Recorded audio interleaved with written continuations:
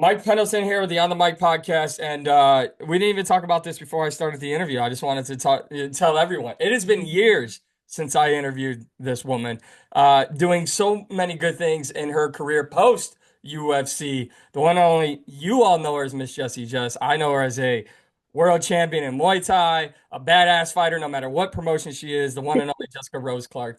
It's been like I want to say almost 4 or 5 years since we spoke. So let me just apologize. That's on me. That's on me. Yeah.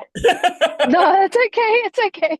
I just realized that as well. When I got the text this morning, they were like, "Oh, Mike Pendleton said said the time was fine." I was like, "Oh shit, I haven't heard that name in a long time. Like I haven't spoken to you in a long time." Yeah, yeah. So that's on me. I'll take full responsibility. Life. The problem is that when I started getting a little momentum covering MMA, COVID was happening, and then everybody was trying to get their lives back. So Yeah. it just became a whirlwind. Speaking of just like life changes, obviously, since the last time we spoke, you were in the UFC. Now you're, fighting. Well, we'll talk about your fight Yep. this weekend, but now mainly in Muay Thai. Just kind of tells me what has life been like, not just for me and you to catch up, but what has life been like for the world to catch up with you over the past 4 years? Um, oh my God. I feel like so much has happened, but not much has happened at the same time, you know? When I was in obviously I ended with the UFC last year in May. My contract ended. I already had made the decision that was going to be it for me. I was so unhappy doing MMA. I loved being with the UFC. There were so many amazing things about it, but actually physically doing the sport of MMA was just tearing me apart. So that happened. And then I sat down with Coach Kirian and we kind of came up with a plan moving forward. And it was always the very first day that I ever came to CSA and met with Coach Kirian. Our plan was always once I was finished with the UFC, I wasn't going to fight MMA anymore. We were going to go into Muay Thai and boxing. So it happened a little earlier, I think, than I initially expected it to. But honestly, the last year and a half has been night and day difference between the time before that. I don't think I realized how unhappy I was until I left MMA as a sport, left that style of training, and got to do something that I actually love every single day. And life's good, man. I got aside from not making the same money that I was making, like life is good. I don't really have any complaints. Well, and one of the reasons I was so excited when they presented me the opportunity to talk to you, not only was I like, finally, I would get to catch up, but I feel like not only will we talk about your fight, but I do think we have an interesting story to tell, not just the world, but fighters in particular, because, and I know you've, appreciated your time with the UFC and all that you did, but there is something about combat sports, whether it be MMA, boxing, specifically that kind of crossover between anything that's not boxing, whether it be BKFC or whether it's, MMA, Muay Thai, the kind of thought process is I'm not going to be the fighter I want to be unless I get to the UFC. And that means something for your level of maybe Yeah. monetary and fame and all of that. But one thing you just said, in your last answer was just your happiness level.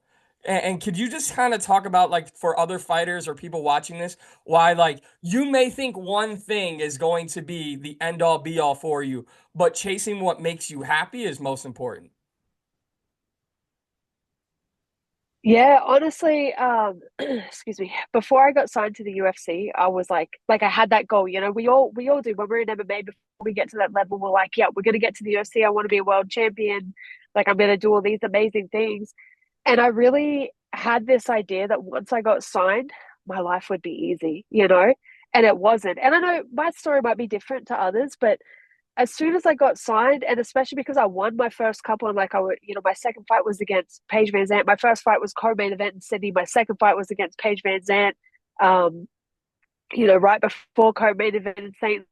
Louis, and I was just being given these amazing opportunities, and I felt like, okay, cool, like I'm finally making a little bit of money, like things are happening the way I want it, but the pressure that came with that, and I don't even know if it was the pressure that other people were putting on me, but the pressure that I put on myself to really like prove that I was worthy of being there, even though I had a winning record and I was doing really well.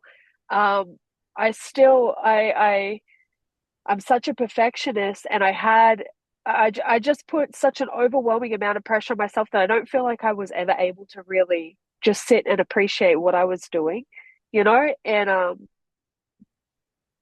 well, I was in the UFC for 6 years. Yeah, 6 years.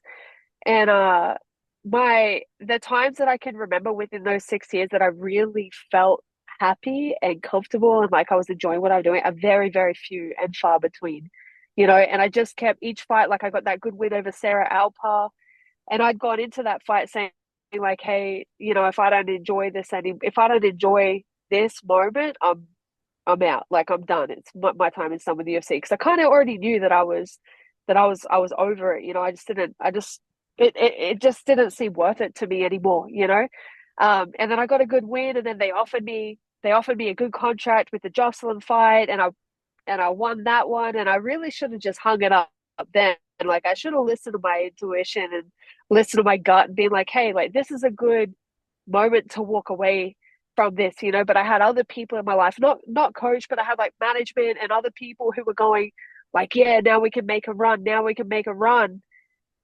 But in my heart, I didn't want to do it. Like I was so unhappy. The pressure was overwhelming for me, and I didn't physically enjoy MMA training. Like I enjoyed some pieces of it, but my time spent injured were becoming more frequent than not. And having to get up every day knowing that I was going to put my body through that when even when I won a fight, I wasn't that proud of myself. Like I wasn't that happy about it.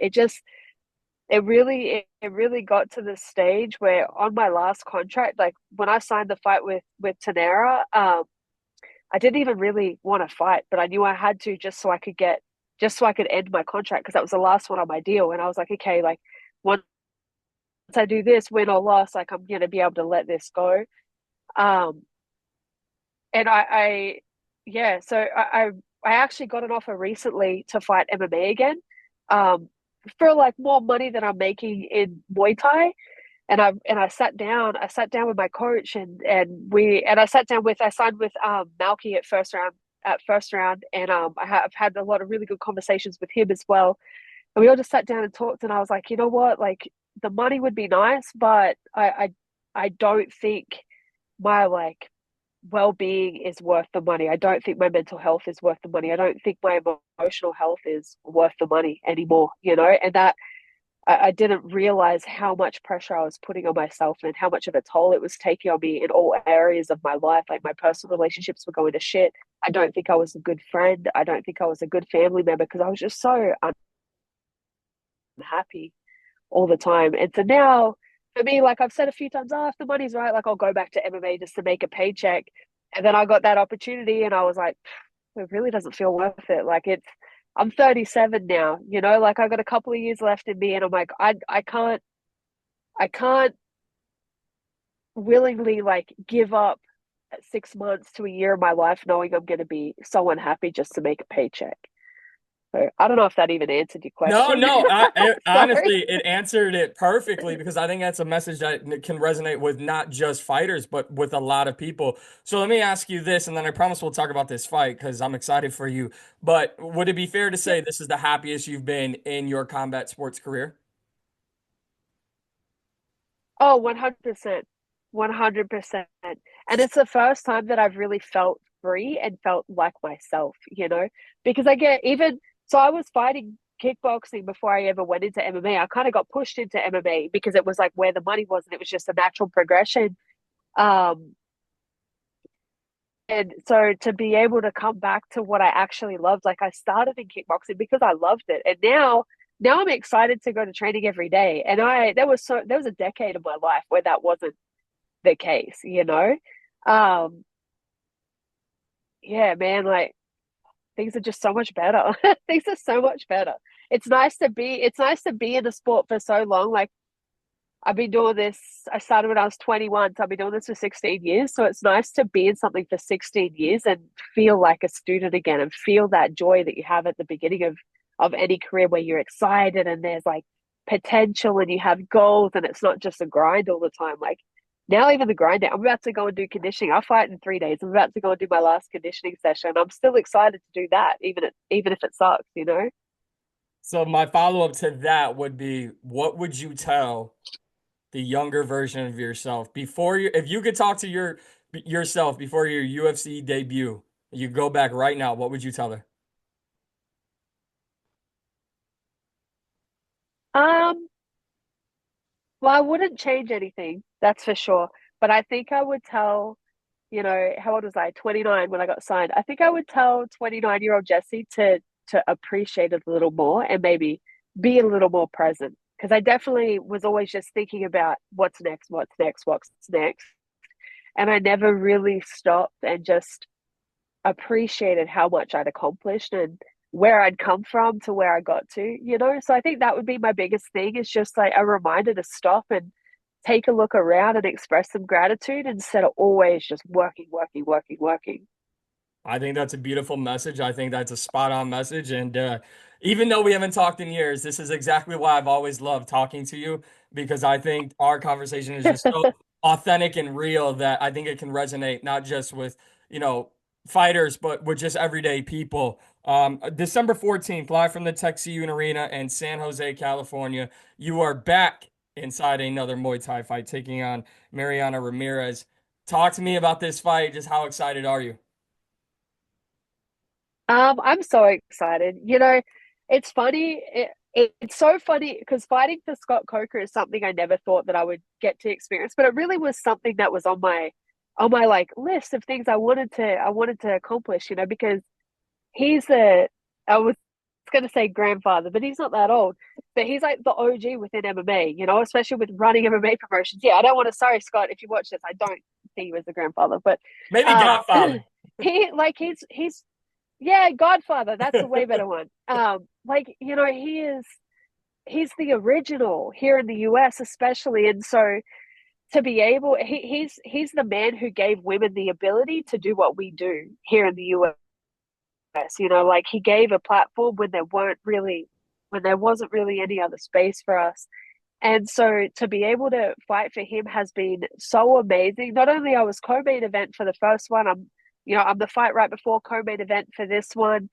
Um, I feel like Scott has put so much trust and faith into me, and same with Gilbert Melendez, and it's just such an honor to be able to fight for them, and especially to be able to fight here in the Bay Area. And I'm obviously from Australia originally, but I feel like I represent the Bay Area now. I've been here for 6 years. Like this is my home. I love it here.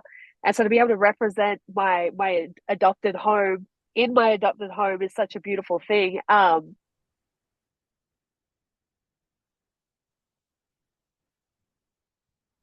Promotion and I won that. And I heard a few weeks ago, right, while we were still looking for opponents, we were supposed to fight someone else. We were supposed to fight this other girl who'd been calling me out on multiple promotions. And I was like, all right, we're going to do it. Um, and then I don't know why, but she turned around a few weeks ago and was like, oh, no, just kidding. After already saying yes. And then so coach had said, oh, Mariana wants a rematch. And I was like, yeah, cool. I just beat her, like let her go win one and then come back and we'll fight again, because she's extremely, extremely experienced. And out of everyone I've fought so far, like she was one that I was expecting just a really good, entertaining fight with. And I don't know if she came into our last one injured or whatever, or like whatever it was. She seems to be very confident now and asked for the rematch. And then so I was like, yeah, sure. Like if she wants to fight, I'll fight her. And then they actually brought her in as an opponent for this one because everyone else that we asked was like, oh no, just kidding. And she still put her hand up. She's like, yeah, I want to do it. I want to do it. So um I'm excited to fight her on my home turf. The last one was in San Diego. I'm excited to fight her on my home turf. Um I'm excited to show something different. Like it's a unique experience fighting the same person 3 months apart. And like I got a pretty definitive stoppage in the last one, like she didn't come out for the third round and I know exactly why. And so I'm excited to see how I can do things differently in this fight. I'm excited to see what she's able to do differently in this fight. So she's no joke, like she's the most experienced opponent I've had. She's fought for multiple world titles. Like she's fought for IFMA. She has a bunch of Mexican titles. Like she's very experienced. So I'm excited for the chance to put on a better show this time.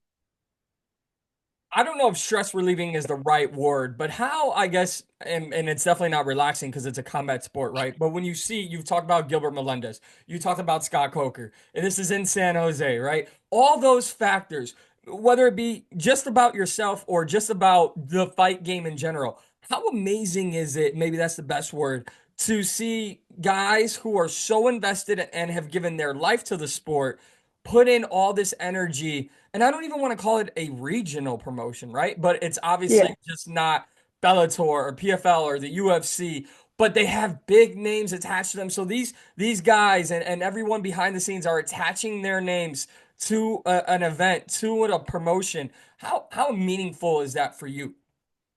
Um, I love it honestly because the one of the things that I've really loved about Fight Night as an event and everyone who's involved in it is it feel sometimes when I was in the UFC, it felt like it was just a show. You know what I mean? Like it was fighting is as much entertainment as it is martial arts and combat sport. Um, but it felt like with the UFC, it was more about the shit show. It was more about, the I don't know, to me it's felt like it's lost the things that make MMA and martial arts really beautiful. And that's the energy and the love that we put into it. Everyone's just like it's just like portraying characters now. You know what I mean? It's more about the characters. The thing with Fight Night is, and everyone involved, is that they're all here, like we're all here because we generally love combat sports, regardless of what our background is. Like everyone generally loves combat sports. And I can see it. Gilbert and I do a lot of promotion together. Like we've been to the hockey games and stuff promoting this event, and I can hear it in his voice. Like I can see it on his face, just how excited he is. And Scott's exactly the same. And so to be aligned with people who've been in the industry for so long and to see how much they still just love it is such a beautiful thing. Like they're not trying to make money off us, and that's very, very, very obvious. They're just trying to create a home here in the Bay Area for all. We have so many amazing fighters coming out of this region, and we always have to travel to fight. So they're just trying to create a home here for us so that, you know, we can fight on a big platform and get the experience and not have to deal with the bullshit of traveling and just enjoy what we do. And not have to deal with any of the bullshit, like you said, because like Yeah. yourself, somebody like yourself is much happier where they're at now. Just a couple more, and I'm gonna get you out of here, and I appreciate Yep. you giving me your time today. Can you talk about your team? A quick glance at your social media over the past couple years. You just have such a great support team, whether it be coaches, teammates, friends. And you mentioned when we first were talking, how you didn't feel like the best person as a friend or the best family member, while you were in the UFC. Now where you're at and seeing all the support and the friendships you've had that have stuck with you and now around this journey with you, how meaningful is that for you? Honestly, like when it comes to that in particular, I have to give a lot of credit to Coach Kyrian for he he took he's put a lot of effort into breaking down my walls and seeing how consistent he is and how unconditional with his love and support he is to everyone in his circle has shown me and taught me how to be that way as well. Like I watch him kind of get shit on time and time again by people who take advantage of how kind and generous he is. And it never ever his love for people and his desire to help and his generosity has never once wavered or faltered. And so having that as an example and as a reminder that it doesn't matter it doesn't matter what else is going on in our lives. The most important thing and the things that are going to sustain us, you know, for our lifetime are the relationships that we have. And so being able to watch how he handles his relationship with his wife, with his kids, with his business partners, with his friends, with us, with his students, even when everything's crashing down on him, has taught me so much.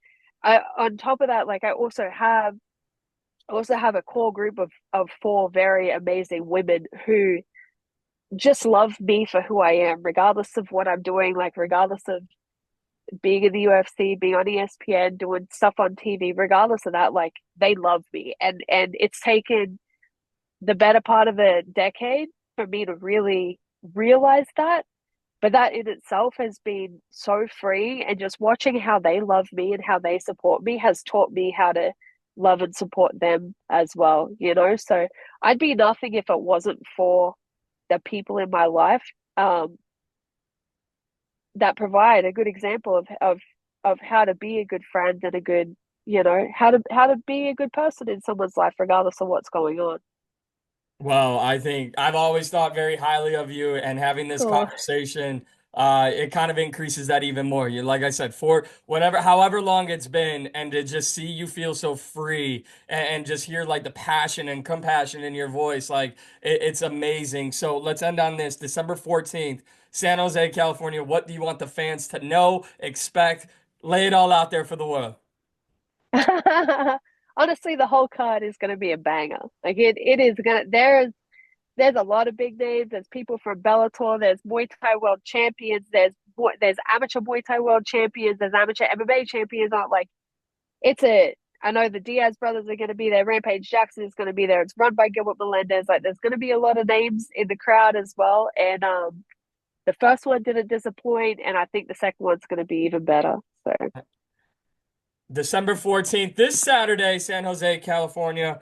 I cannot wait. Jessica Rose Clark, thank you so much for your time. Hopefully, it's not 4 years and the next time we talk.